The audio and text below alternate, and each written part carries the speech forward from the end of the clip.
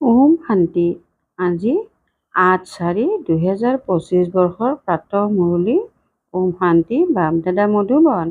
আজি বাবাই কৈছে, মৰমৰ সন্তানসকল, সৰ্বোত্তম যুগ হৈছে এই সংগম। ইয়াতে তোমালোক আত্মাসকল পৰমাত্মা পিতাৰ সৈতে মিলিত হোৱা। এয়াই হৈছে সঁচা কুম্ভ। প্ৰশ্ন: কোনটো পাঠ পিতাইহে পঢ়ায়, কোনো মনুষ্যই পঢ়াব নোৱাৰে? উত্তৰ: দেহী অভিমানী হোৱাৰ পাঠ একমাত্ৰ পিতাইহে পঢ়ায়। এই পাঠ কোনো দেহধাৰীয়ে পঢ়াব নোৱাৰে। পোনপ্ৰথমে তোমালোকে আত্মাৰ জ্ঞান পোৱা। তোমালোকে জানা যে আমি আত্মাসকল পৰমধামৰ পৰা ভাৱৰীয়া হৈ ভূমিকা পালন কৰিবলৈ আহিলোঁ। এতিয়া নাটক পূৰা হয়। এই ড্ৰামাখন পূৰ্ব নিৰ্ধাৰিত। ইয়াক কোনেও ৰচা নাই, সেইকাৰণে ইয়াৰ আদি আৰু অন্তও নাই। গীত: জাগা প্ৰিয়তমাসকল জাগা। ওম শান্তি। সন্তানসকলে এই গীতটি অনেকবাৰ শুনিছা চাগৈ। প্ৰেমিকে প্ৰেমিকাসকলক কয়, যেতিয়া তেওঁ শৰীৰত আহে তেতিয়া তেওঁক প্ৰেমিক বুলি কোৱা হয়। নহ'লেতো তেওঁ পিতা, তোমালোক সন্তান। তোমালোক সকলো ভক্ত। ভগৱানক স্মৰণ কৰা। কইনাই দৰাক স্মৰণ কৰে। সকলোৰে প্ৰেমিক হৈছে দৰা। তেওঁ বহি সন্তানসকলক বুজায়, এতিয়া জাগা, নতুন যুগ আহিছে। নতুন অৰ্থাৎ নতুন সৃষ্টি সত্যযুগ। পুৰণি সৃষ্টি হৈছে কলি যুগ। এতিয়া তোমালোকক স্বৰ্গবাসী কৰি তুলিবলৈ পিতাৰ আগমন হৈছে। কোনো মনুষ্যইতো ক'ব নোৱাৰে যে আমি তোমালোকক স্বৰ্গবাসী কৰি তোলোঁ। সন্ন্যাসীসকলেতো স্বৰ্গ আৰু নৰকক একেবাৰেই নাজানে। যেনেকৈ আন ধৰ্মবোৰ আছে, তেনেকৈ সন্ন্যাসীসকলৰো বেলেগ এটা ধৰ্ম আছে। সেয়া কোনো আদি সনাতন দেৱী-দেৱতাৰ ধৰ্ম নহয়। আদি সনাতন দেৱী-দেৱতাৰ ধৰ্ম ভগৱানেহে আহি প্ৰতিষ্ঠা কৰে। যিসকল নৰকবাসী, সেইসকলেই পুনৰ সত্যযুগী স্বৰ্গবাসী হয়। এতিয়া তোমালোক নৰকবাসী নহয়। এতিয়া তোমালোক আছা সংগম যুগত। সংগম হৈছে মাজৰ সময়খিনি। সংগমত স্বৰ্গবাসী হ'বৰ বাবে তোমালোকে পুৰুষাৰ্থ কৰা। সেয়েহে সংগম যুগৰ মহিমা আছে। বাস্তৱত সৰ্বোত্তম কুম্ভৰ মেলাও এয়াই। ইয়াকেই পুৰুষোত্তম বুলি কোৱা হয়। তোমালোকে জানা যে আমি সকলো এজন পিতাৰ সন্তান। ভাই ভাই বুলি কয় নহয়। সকলো আত্মা পৰস্পৰ ভাই ভাই। এনেকৈ কয় যে হিন্দু চীনী ভাই ভাই। সকলো ধৰ্মৰ হিচাপৰ ফালৰ পৰাতো ভাই ভাই হয়। এই জ্ঞান তোমালোকে এতিয়া পাইছা। পিতাই বুজায়, তোমালোক মোৰ অৰ্থাৎ পিতাৰ সন্তান। এতিয়া তোমালোকে সন্মুখত শুনা। তেওঁলোকেতো কেৱল ক'ব লাগে বাবে কৈ দিয়ে যে সকলো আত্মাৰ পিতা এজন। সেই এজনকেই স্মৰণ কৰে। পুৰুষ বা মহিলা দুয়োতে আত্মা থাকে। এইটো হিচাপত ভাই ভাই হয়। আকৌ ভাতৃ-ভগ্নী, তাৰ পাছত স্ত্ৰী-পুৰুষ হৈ যায়। গতিকে পিতা আহি সন্তানসকলক বুজায়, বুৱাও হয়, আত্মাসকল আৰু পৰমাত্মা বহুকাল পৃথকে থাকিল। এনেকৈ কোৱা নহয় যে নদী আৰু সাগৰ বহুকাল পৃথকে থাকিল। ডাঙৰ ডাঙৰ নদীবোৰতো সাগৰত মিলি থাকে। এইটোও সন্তানসকলে জানে। নদী সাগৰৰ কন্যা। সাগৰৰ পৰা পানী ওলায়, ডাৱৰৰ পৰা আকৌ পাহাৰবোৰত বৰষুণ হয়, পুনৰ নদী হৈ যায়। সেয়েহে সকলো সাগৰৰ পুত্ৰ আৰু পুত্ৰী হৈ যায়। বহুতে এইটো নাজানে যে পানী ক'ৰ পৰা ওলায়। এইটোও শিকোৱা হয়। গতিকে সন্তানসকলে এতিয়া জানে যে জ্ঞান সাগৰ এজনেই পিতা। এইটোও বুজোৱা হয় যে তোমালোক সকলো আত্মা, পিতা এজন। আত্মাও নিৰাকাৰ। আকৌ যেতিয়া সাকাৰত আহা, তেতিয়া পুনৰ্জন্ম লোৱা। পিতাও যেতিয়া সাকাৰত আহিব, তেতিয়া আহি লগ কৰিব। পিতাৰ সৈতে মিলন এবাৰ হয়। এই সময়ত আহি সকলোৰে লগত মিলিত হয়। এয়াও জানি গৈ থাকিব যে তেওঁ ভগৱান গীতাত শ্ৰীকৃষ্ণৰ নাম দি দিলে, কিন্তু শ্ৰীকৃষ্ণতো ইয়ালৈ আহিব নোৱাৰে। তেওঁ কেনেকৈ গালি খাব? এইটো তোমালোকে জানা, শ্ৰীকৃষ্ণৰ আত্মা এই সময়ত আছে। প্ৰথমে তোমালোকে আত্মাৰ জ্ঞান পোৱা। তোমালোক আত্মা, নিজক শৰীৰ বুলি ভাবি ইমান সময় চলিলা। এতিয়া পিতা আহি দেহী অভিমানী কৰি তোলে। সাধু সন্ত আদিয়ে কেতিয়াও তোমালোকক দেহী অভিমানী কৰি নুতোলে। তোমালোক সন্তান, তোমালোকে বেহদৰ পিতাৰ পৰা উত্তৰাধিকাৰ পোৱা। তোমালোকৰ বুদ্ধিত আছে যে আমি পৰমধামৰ নিবাসী, আকৌ ইয়াত আমি ভূমিকা পালন কৰিবলৈ আহিছোঁ। এতিয়া এই নাটক পূৰা হয়। এই ড্ৰামাখন কোনেও ৰচনা কৰা নাই, এইখন পূৰ্ব নিৰ্ধাৰিত ড্ৰামা। তোমালোকক সোধে, এই ড্ৰামাখন কেতিয়াৰ পৰা আৰম্ভ হ'ল? তোমালোকে ক'বা, এইখনতো অনাদি ড্ৰামা। ইয়াৰ আদি অন্ত নাথাকে। পুৰণিৰ পৰা নতুন হয়, আকৌ নতুনৰ পৰা পুৰণি হয়। এই পাঠটি তোমালোক সন্তানসকলৰ দৃঢ় হৈ আছে। তোমালোকে জানা যে নতুন সৃষ্টি কেতিয়া স্থাপনা হয়, আকৌ পুৰণি কেতিয়া হয়। এয়াও কোনো বুদ্ধিত সম্পূৰ্ণ ৰীতিৰে আছে। তোমালোকে জানা, এতিয়া নাটক পূৰা হয়, আকৌ পুনৰাবৃত্তি হ'ব। যথাযথ আমাৰ 84 জন্মৰ ভূমিকা পূৰা হ'ল। এতিয়া পিতা আমাক লৈ যাবৰ কাৰণে আহিছে। বাবা মাৰ্গদৰ্শকো হয় নহয়। তোমালোক সকলো হৈছা পাণ্ডা। পাণ্ডাসকলে যাত্ৰীসকলক লৈ যায়। তেওঁলোক হৈছে পাৰ্থিৱ অৰ্থাৎ শাৰীৰিক পাণ্ডা। তোমালোক হৈছা আত্মিক পাণ্ডা। সেইকাৰণে তোমালোকৰ নাম পাণ্ডৱ চৰকাৰো হয়, কিন্তু গুপ্ত। পাণ্ডৱ, কৌৰৱ, যাদৱে কি কৰে? এই সময়ৰ কথা, যেতিয়া মহাভাৰতৰ যুদ্ধৰ সময়ো হয়। অনেক ধৰ্ম আছে, সৃষ্টিও তমোপ্ৰধান। বিভিন্ন ধৰ্মৰ গোটেই বৃক্ষজোপা পুৰণি হৈ গ'ল। তোমালোকে জানা যে এই বৃক্ষজোপাৰ প্ৰথম আধাৰ হৈছে আদি সনাতন দেৱী দেৱতাৰ ধৰ্ম। সত্যযুগত কিছু সংখ্যক থাকে, তাৰ পাছত বৃদ্ধি হয়। এইটো কোনেও নাজানে। তোমালোকৰ ভিতৰতো ক্ৰমানুসৰি আছে। বিদ্যাৰ্থীৰ মাজত কোনোবা ভাল বুদ্ধিমান থাকে, ভালকৈ ধাৰণা কৰে আৰু অন্যকো কৰোৱাৰ চখ থাকে। কোনোৱেতো ভালকৈ ধাৰণা কৰে, কোনোবা মাধ্যম, কোনোবা তৃতীয় শ্ৰেণীৰ, কোনোবা চতুৰ্থ শ্ৰেণীৰ। প্ৰদৰ্শনীটো পৰিশোধিত ৰীতিৰে বুজাওঁতা লাগে। প্ৰথমে ক'বা যে দুজন পিতা আছে। এজন বেহদৰ অৰ্থাৎ গোটেই জগতৰ পাৰলৌকিক পিতা, দ্বিতীয়জন হদৰ অৰ্থাৎ সীমিত লৌকিক পিতা। ভাৰতেই বেহদৰ উত্তৰাধিকাৰ লাভ কৰিছিল। ভাৰত স্বৰ্গ আছিল, যি আকৌ নৰক হৈ গৈছে। ইয়াক আসুৰী ৰাজ্য বুলি কোৱা হয়। ভক্তিও পোনপ্ৰথমে অব্যভিচাৰী হয়। এক শিৱ বাবাকেই স্মৰণ কৰে। পিতাই কয়, সন্তানসকল, পুৰুষোত্তম হ'বলৈ হ'লে যিবোৰ কথাই কনিষ্ঠ অৰ্থাৎ নিজ কৰি তোলে, সেইবোৰ কথা নুশুনিবা। এজন পিতাৰ পৰা শুনিবা। অব্যভিচাৰী জ্ঞান শুনিবা, আৰু অন্য কাৰোবাৰ পৰা যি শুনিবা সেয়া হৈছে মিছা। পিতাই এতিয়া তোমালোকক সত্য কথা শুনাই পুৰুষোত্তম কৰি তোলে। আসুৰী কথা শুনি শুনি তোমালোক কনিষ্ঠ হৈ গৈছা। আলোক হৈছে ব্ৰহ্মাৰ দিন, অন্ধকাৰ হৈছে ব্ৰহ্মাৰ ৰাতি।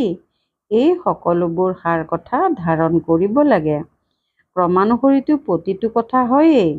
কোনোবা চিকিৎসকে এটা অস্ত্ৰোপচাৰতে 10-20 হাজাৰ টকা লয়। কাৰোবাৰ আকৌ খাবলৈও নাই। বেৰিষ্টাৰৰো এনেকুৱা হয়। তোমালোকেও যিমান পঢ়িবা আৰু আনক পঢ়াবা, সিমানেই উচ্চ পদ পাবা। পাৰ্থক্যটো আছে নহয়। দাস-দাসীসকলৰ ভিতৰতো ক্ৰমানুসৰি থাকে। সকলো পঢ়াৰ ওপৰত নিৰ্ভৰ কৰে। নিজক সুধিব লাগে যে মই কিমান পঢ়োঁ। ভৱিষ্যতে জন্ম জন্মান্তৰৰ কি হ'ম? যি জন্ম জন্মান্তৰ হবা সেয়া কল্প কল্পান্তৰলৈ হবা। সেইবাবে পঢ়াৰ প্ৰতি পূৰা মনোযোগ দিব লাগে। বিষ-পান কৰাটো অৰ্থাৎ বিকাৰগ্ৰস্ত হোৱাটো একেবাৰে এৰি দিব লাগে। সত্যযুগতো এনেকৈ কোৱা নহ'ব। ঈশ্বৰে মলিন কাপোৰ ধুৱে অৰ্থাৎ আত্মাৰ বিকাৰৰ লেপ পৰিষ্কাৰ কৰে। এই সময়ত সকলোৰে চোলা অৰ্থাৎ শৰীৰ পচি গৈছে। তমোপ্ৰধান নহয় জানো? এতিয়া বুজাবলগীয়া কথা, সকলোতকৈ পুৰণি চোলা কাৰ? আমাৰ। আমি এই শৰীৰ সলনি কৰি থাকোঁ। আত্মা পতিত হৈ গৈ থাকে, শৰীৰো পতিত পুৰণা হৈ যায়। শৰীৰ সলনি কৰিবলগীয়া হয়, আত্মাটো সলনি নহ'ব। শৰীৰ মৃত্যু হ'ল, এয়াও ড্ৰামা ৰচি থোৱা আছে। সকলোৰে ভূমিকা আছে। আত্মা অবিনাশী। আত্মাই নিজেই কয়, মই শৰীৰ ত্যাগ কৰোঁ। দেহী অভিমানী হ'ব লাগে। সকলো মনুষ্য দেহ অভিমানী। আধা কল্প হৈছে দেহ অভিমানী, আধা কল্প হৈছে দেহী অভিমানী। দেহী অভিমানী হোৱাৰ কাৰণে সত্যযুগী দেৱতাসকলে মৌজিত উপাধি পাইছে, কিয়নো তাত এইটো বুজি পায় যে মই আত্মা, এতিয়া এইটো শৰীৰ ত্যাগ কৰি আন এটা ল'ব লাগিব। মৌজিত ৰজাৰো আখ্যান আছে নহয়। পিতাই বুজায়, দেৱী দেৱতাসকল মৌজিত হয়। আনন্দৰে এটা শৰীৰ ত্যাগ কৰি অন্য এটা লয়। সন্তানসকলে গোটেই জ্ঞান পিতাৰ পৰা প্ৰাপ্ত কৰি আছে। তোমালোকে পৰিক্ৰমা লগাই এতিয়া পুনৰ আহি মিলিত হৈছা। যিসকল আন আন ধৰ্মত ধৰ্মান্তৰিত হৈ গ'ল, সেই সকলো আহি লগ হ'ব। নিজৰ কম বেছি পৰিমাণে উত্তৰাধিকাৰ লৈ ল'ব। ধৰ্মই পৰিৱৰ্তন হৈ গ'ল নহয়। ক'ব নোৱাৰি কিমান সময় সেই ধৰ্মত থাকিল। 2টা বা 3টা জন্ম ল'ব পাৰে। কাৰোবাক হিন্দুৰ পৰা মুছলমান কৰি দিলে, গতিকে সেইটো ধৰ্মত আহি থাকিব, পাছত ইয়ালৈ আহি যায়। এয়াও বিতং কথা। পিতাই কয়, ইমান কথা স্মৃতিত ৰাখিব নোৱাৰা। বাৰু, নিজক পিতাৰ সন্তান বুলিতো বুজা। ভাল ভাল সন্তানেও পাহৰি যায়, পিতাক স্মৰণ কৰে। এই ক্ষেত্ৰত মায়াই পাহৰাই দিয়ে। তোমালোকো প্ৰথমতে মায়াৰ গোলাম আছিলা নহয়, এতিয়া ঈশ্বৰৰ হৈছা। ড্ৰামাত সেয়া ভূমিকা আছে। নিজক আত্মা বুলি বুজি পিতাক স্মৰণ কৰিব লাগে। তোমালোক আত্মাসকল প্ৰথমে যেতিয়া শৰীৰত আহিছিলা, তেতিয়া পবিত্ৰ আছিলা। আকৌ পুনৰ জন্ম লৈ লৈ পতিত হৈ গ'লা। এতিয়া পুনৰ পিতাই কয়, নষ্টমোহা হোৱা। এই শৰীৰৰ প্ৰতিও মোহ নাৰাখিবা। এতিয়া তোমালোক সন্তানসকলৰ এই পুৰণি সৃষ্টিৰ প্ৰতি বৈৰাগ্য উপজে, কিয়নো এইখন সৃষ্টিত সকলো এজনে আনজনক দুখ দিওঁতা হয়। সেইকাৰণে এই পুৰণি সৃষ্টিখনকেই পাহৰি যোৱা। আমি অশৰীৰী হৈ আহিছিলোঁ, আকৌ অশৰীৰী হৈয়েই উভতি যাব লাগিব। এতিয়া এই সৃষ্টিখনেই নাশ হৈ যাব। তমোপ্ৰধানৰ পৰা সতোপ্ৰধান হ'বলৈ পিতাই কয়, মামেকম অৰ্থাৎ কেৱল মোক স্মৰণ কৰা। শ্ৰীকৃষ্ণইতো ক'ব নোৱাৰে যে মামেকম স্মৰণ কৰা। শ্ৰীকৃষ্ণটো সত্যযুগত থাকে। পিতাইহে কয়, তোমালোকে মোক পতিত পাৱন বুলিও কোৱা, গতিকে এতিয়া মোক স্মৰণ কৰা। পবিত্ৰ হ'বলৈ মই এয়া যুক্তি শুনাওঁ, কল্প কল্পৰ যুক্তি শুনাওঁ। যেতিয়া সৃষ্টি পুৰণি হৈ যায়, তেতিয়া ভগৱান আহিবলগীয়া হয়। মনুষ্যই ড্ৰামাৰ আয়ুস দীঘলীয়া কৰি দিলে, গতিকে মনুষ্যই একেবাৰে পাহৰি গৈছে। এতিয়া তোমালোকে জানা যে এয়া হৈছে সংগম যুগ, এয়া পুৰুষোত্তম হোৱাৰ যুগ। মনুষ্যইতো একেবাৰে ঘোৰ অন্ধকাৰত আছে। এই সময়ত সকলো তমোপ্ৰধান। এতিয়া তোমালোক তমোপ্ৰধানৰ পৰা সতোপ্ৰধান হোৱা। তোমালোকেই সকলোতকৈ বেছি ভক্তি কৰিছা। এতিয়া ভক্তি মাৰ্গৰ অন্ত হয়। ভক্তি থাকে মৃত্যু লোকত। পুনৰ অমৰ লোক আহিব। তোমালোকে এই সময়ত জ্ঞান লোৱা, তাৰ পাছত ভক্তিৰ নাম চিহ্ন নাথাকিব। হে ভগৱান, হে ৰাম, এয়া সকলো ভক্তই গোৱা কথা। ইয়াত কোনো আৱাজ কৰিব নালাগে। পিতা জ্ঞানৰ সাগৰ আৱাজ কৰে জানো? তেওঁক কোৱাই হয় সুখ শান্তিৰ সাগৰ। তেন্তে শুনাবৰ বাবেও তেওঁক শৰীৰ নালাগে জানো? ভগৱানৰ ভাষা কি এয়া কোনেও নাজানে। এনেকুৱাতো নহয় যে বাবাই সকলো ভাষাতে শুনাব। নহয়, তেওঁৰ ভাষা হয়েই হিন্দী। বাবাই এটা ভাষাতেই বুজাই আকৌ অনুবাদ কৰি তোমালোকে বুজোৱা। বিদেশী আদি যাকেই লগ পোৱা তেওঁলোকক পিতাৰ পৰিচয় দিব লাগে। পিতাই আদি সনাতন দেৱী দেৱতাৰ ধৰ্ম প্ৰতিষ্ঠা কৰি আছে। ত্ৰিমূৰ্তিৰ ওপৰত বুজাব লাগে। প্ৰজাপিতা ব্ৰহ্মাৰ কিমান ব্ৰহ্মা কুমাৰ কুমাৰী আছে। কোনোবা আহিলে প্ৰথমে তেওঁক সোধা কাৰ ওচৰলৈ আহিছে। ফলকটো লগাই থোৱা আছে প্ৰজাপিতা ব্ৰহ্মাকুমাৰী ঈশ্বৰীয় বিশ্ববিদ্যালয়। তেওঁতো ৰচয়িতা হৈ গ'ল, কিন্তু তেওঁক ভগৱান বুলি ক'ব নোৱাৰি। ভগৱান নিৰাকাৰকহে কোৱা হয়। এই ব্ৰহ্মা কুমাৰ কুমাৰীসকল ব্ৰহ্মাৰ সন্তান। আপোনালোক ইয়ালৈ কিয় আহিছে? আমাৰ পিতাৰ লগত আপোনালোকৰ কাম কি? পিতাৰ সৈতে সন্তানৰ কাম থাকিব নহয়। আমি পিতাক যথাৰীতি জানো, গায়নো আছে। সন্তানে পিতাকক প্ৰত্যক্ষ কৰায় আমি তেওঁৰ সন্তান। ভাল বাৰু, অতি মৰমৰ কল্পৰ পাছত পুনৰাই মিলিত হোৱা সন্তানসকলৰ প্ৰতি মাতা পিতা বাপ দাদাৰ স্নেহপূৰ্ণ স্মৰণ আৰু সুপ্ৰভাত। আত্মিক পিতাৰ আত্মিক সন্তানসকলক নমস্কাৰ। ধাৰণাৰ বাবে মুখ্য সাৰ। ১ নম্বৰ, পুৰুষোত্তম হ'বৰ বাবে কনিষ্ঠ অৰ্থাৎ নিজ কৰি তোলোতা যিবিলাক আসুৰিক কথা আছে সেয়া শুনিব নালাগে। এজন পিতাৰ পৰাই অব্যভিচাৰী জ্ঞান শুনিব লাগে। ২ নম্বৰ, নষ্টমোহা হ'বৰ বাবে দেহী অভিমানী হ'বলৈ পুৰা পুৰুষাৰ্থ কৰিব লাগে। বুদ্ধিত থাকিব লাগে এইখন পুৰণি দুখদায়ী সৃষ্টি, ইয়াক পাহৰিব লাগে। ইয়াৰ প্ৰতি বেহদৰ বৈৰাগ্য জন্মিব লাগে। বৰদান: সংগম যুগৰ সকলো প্ৰাপ্তি স্মৃতিত ৰাখি আৰোহণ কলাৰ অনুভৱ কৰোঁতা শ্ৰেষ্ঠ প্ৰালব্ধ প্ৰাপ্ত কৰোঁতা হোৱা। সংগম যুগৰ সকলো প্ৰাপ্তি স্মৃতিত ৰাখি আৰোহণ কলাৰ অনুভৱ কৰোঁতা শ্ৰেষ্ঠ প্ৰালব্ধ প্ৰাপ্ত কৰোঁতা হোৱা। পৰমাত্মা মিলন বা পৰমাত্মা জ্ঞানৰ বিশেষত্ব হৈছে অবিনাশী প্ৰাপ্তি হোৱা। এনেকুৱা নহয় যে সংগম যুগ পুৰুষাৰ্থী জীৱন আৰু সত্য যুগ প্ৰালব্ধ প্ৰাপ্ত কৰা জীৱন। সংগম যুগৰ বিশেষত্ব হৈছে এখোজ দিয়া আৰু 1000 খোজ প্ৰালব্ধত পোৱা। গতিকে কেৱল পুৰুষাৰ্থী নহয়, কিন্তু শ্ৰেষ্ঠ প্ৰালব্ধ প্ৰাপ্ত কৰোঁতা হয়। এইটো স্বৰূপ সদায় সন্মুখত ৰাখা।